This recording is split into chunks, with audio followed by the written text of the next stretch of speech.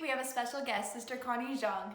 Well, first of all, I married a guy who was, in the church. My husband was baptized when he was 20, 21. Oh. Clayton Christensen was my professor, teaching one class to me. And so one time he and his wife hosted a fireside on Sunday for all the students from Harvard Business School or LDS. And I went with my husband. And during that session, they were talking about the New England, how the early church people, adopted the gospel and joined the church. And I think in the back of my mind, I was thinking, well, I was taught in China before that if you have a religion, most likely you're weak or not intelligent, or you have tragedy in your life, you just don't know what to do, so you have to cling on to something you don't see.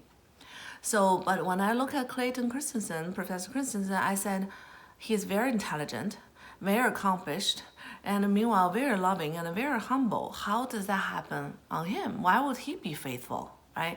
So I walked to him after the session. I said, Professor Christensen, I would like to know more about your church. And he's very tall, right? So he was sitting on the desk and he just punched his fist in his palm.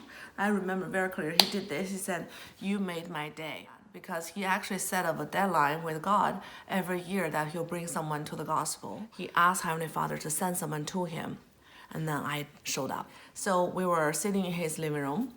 I remember they taught me how to pray, and he showed me how to pray kneel down prayer, and we prayed with his family together. So I felt special in his home. I felt it's a special place. I feel holy in that place. But all the teaching they taught me about the value, the eternal plan of salvation, and the family can be together forever, and the words of wisdom. So all this actually, I feel attracted to the value and attracted to the church.